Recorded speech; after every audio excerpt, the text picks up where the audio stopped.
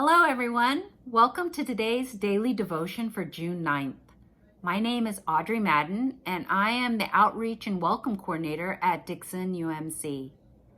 On any normal pre-pandemic Sunday, you would normally see me at the door, greeting you, giving you hugs, hanging out in the kitchen, drinking a cup of coffee. And I want you to know that I really miss all of you and doing all of those things on Sunday morning. Nowadays, I am the unofficial information technology coordinator, and one of my tasks is to collect the daily devotion messages that people record to send out to all of you. Recently, I was talking to a church member about when they were going to get around to recording another message to share with you all. And we chit-chatted a bit, and suddenly they asked me, "When are you doing your message?" And I smartly replied, "I do the technical stuff. That's my gig. I don't do messages." But after some further back and forth conversation and some very funny emojis, they said, "You should really do one." So I thought about it, and I kind of ran through all of the excuses for not doing a recording. I really don't think I have anything interesting enough to say. What would I have to offer that would be inspirational enough to any of you? Why would people want to listen to me? I don't know enough about scriptures or attended enough classes. What nugget of faith or comfort could I offer? But this person's question pulled at me, and here I am, throwing caution to the wind to talk about being vulnerable in grace.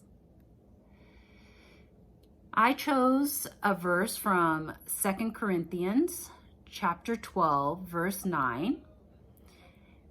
And in that chapter, we read that Paul is having incredible visions and revelations given directly to him from God. But at the same time, Paul is suffering from a thorn in his side, and we're told or believe that was meant to keep him from becoming too full of himself. And in verse 9, Paul pleads with God to remove the thorn. And we read, "But he said to me, 'My grace is enough for you, because power is made perfect in weakness. So I'll gladly spend my time bragging about my weaknesses so that Christ's power can rest on me."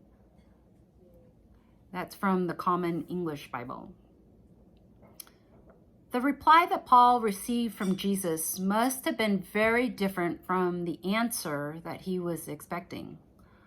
Paul was told that although the Lord would not remove this thorn in the flesh, he was given God's grace to bear it.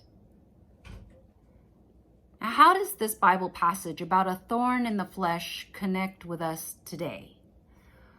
Paul's thorn was a reminder that he had human vulnerabilities. Now, when you look up the definition of vulnerable, it means susceptible to physical or emotional attack or harm. I think looking around at the world today, that seems to describe pretty much all of us. Today, we are all vulnerable.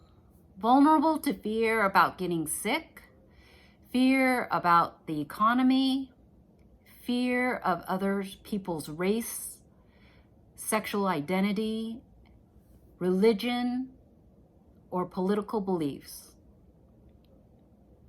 So what can we do? How is God using our vulnerability right now for his divine good? How do we look at vulnerability as a positive?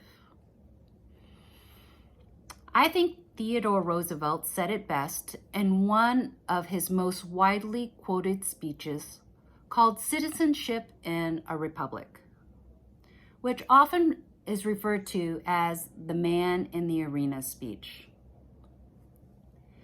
It is not the critic who counts, not the man who points out how the strong man stumbles, or where the doer of deeds could have done them better.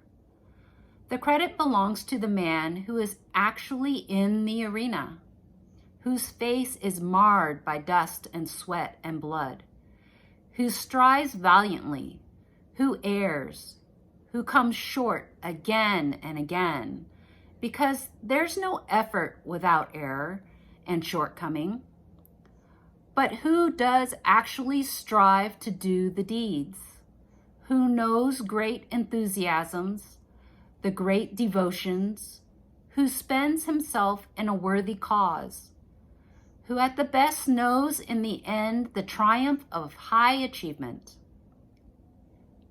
and who at the worst, if he fails, at least fails while daring greatly, so that his place shall never be with those cold and timid souls who neither know victory nor defeat. We, I think, are called to be the man in the arena. God has provided us with his grace and calls us to be an example of his teachings in our everyday interactions. But like Paul, we have thorns of vulnerability. We have doubts about what we have to give, doubts about our strengths, doubts about the gifts God has given us to share with others. But that vulnerability is our call to dare greatly. We need to be vulnerable with faith that God's grace is with us. During today's reflection and prayer time, I'd like you to write down 3 things that you've been thinking about doing, but just haven't been motivated enough yet to do it. Have you been thinking about taking something over to the neighbors or to a friend's, but not sure if they'll appreciate it? Have you thought about calling a family member, but then worried that you would be bothering or burdensome to them? Have you wanted to walk or jog around the block, but didn't want anyone to see you?